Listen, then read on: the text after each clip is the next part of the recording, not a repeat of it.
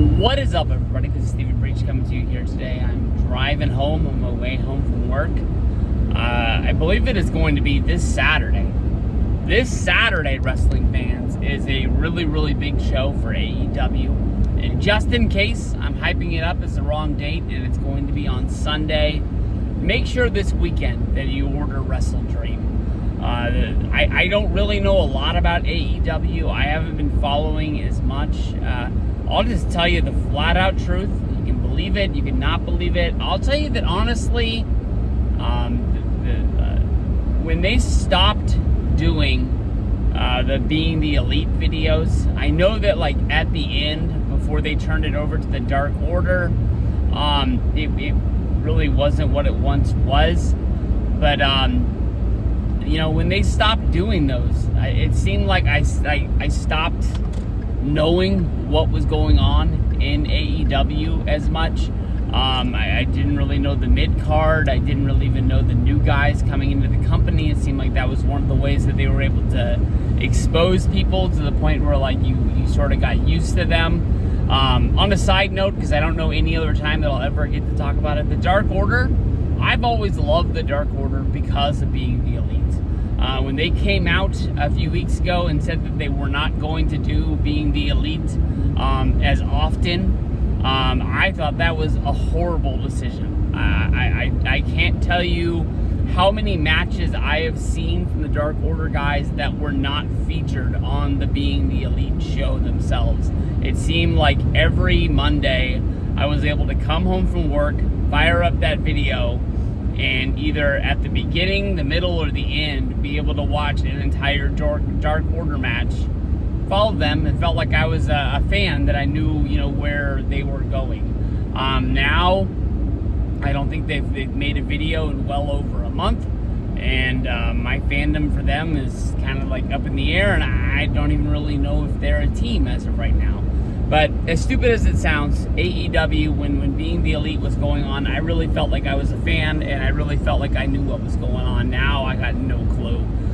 The only match on the entire show that I know about is Bryan Danielson going up against Jon Moxley. You don't even know how hard it is for me not to call this Daniel Bryan versus Dean Ambrose. I know that, you know, people move companies, they change names because of copyrights and trademarks and stuff like that.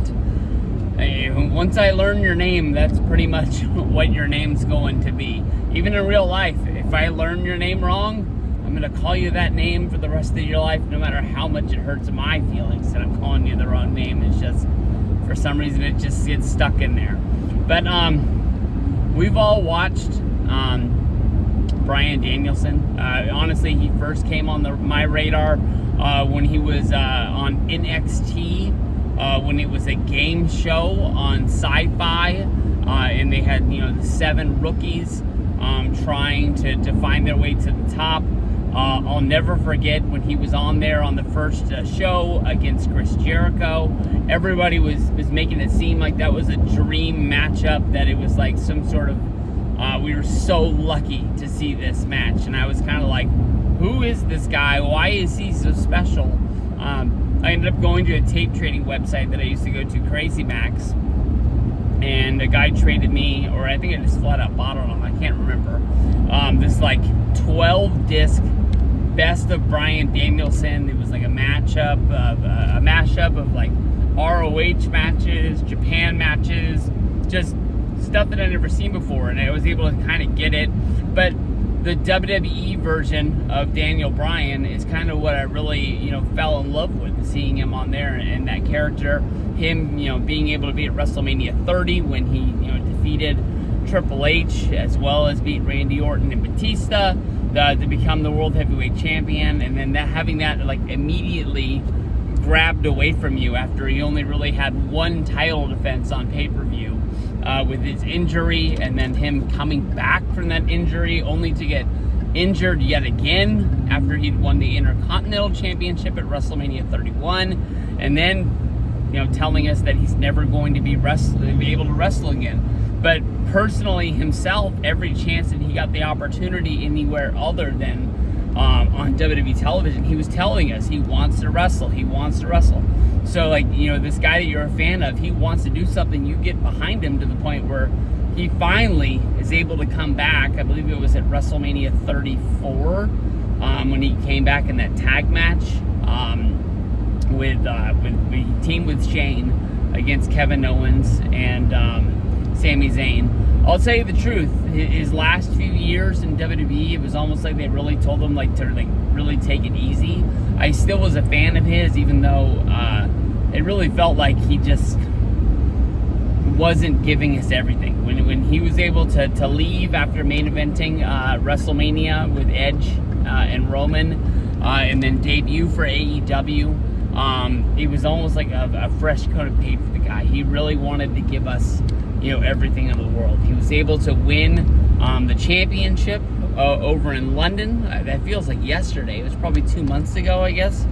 But man, if you just really see like his character himself, I'm hoping it's his character and it's not actually him, the man. It seems like the weight of the world of that company is on his shoulders, because in his title reign, I know that like they're telling us this story of he needs this neck surgery, and you know his next loss will be his last loss as a full-time wrestler, that they're not going to make him retire, but he won't be able to wrestle on TV as well as on pay-per-views every week. He'll come back for like the big shows or a big match somewhere along the way to sort of like kickstart the company, I guess you can say. But he just looks defeated. He just looks like he's not ready to tap out and say I quit, but he doesn't look like the same man that won the championship a little while ago. I think honestly, if you look at this show, the spoilers are already out there without even having to read some website that says spoilers for AEW pay-per-view. I think the writing is on the wall that Bryan Danielson is going to lose this match to Jon Moxley. Jon Moxley, he's got his little group that he keeps on saying, like, you know, he's not fighting his fight. He's not doing what, you know, he wants to do. He has to listen to someone else. People are thinking that the people that he's listening to is Shane McMahon, who's going to debut in the company. And that's something a lot of people are really looking forward to. At one point, this match was supposed to be Darby Allin against Bryan Danielson, but for some reason at the last show, Darby put his title shot on the line and lost to Jon Moxley. If Moxley isn't going to beat Bryan Danielson, why did they change the match?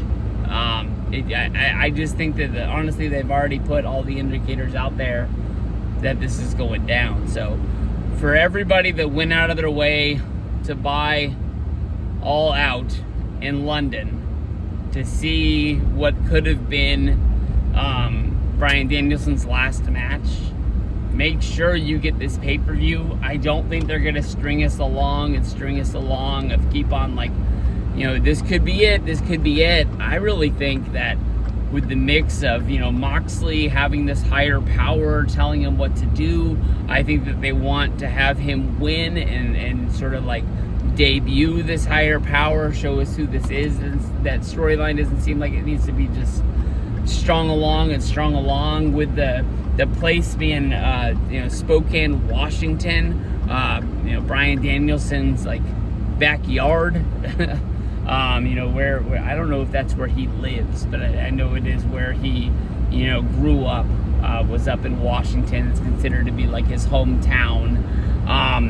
You know, for it all to end there seems like the perfect story that they're setting, and I would be really surprised if it's what they're not doing. So I would say honestly, you're a fan of wrestling, you're a fan of Bryan Danielson, you were ever a fan of Daniel Bryan, this is one that you want to make sure you get your two shoes ready. You know, his kids, his wife, I'm sure they'll be ringside and be there to console him, because I'm pretty sure he's losing this weekend.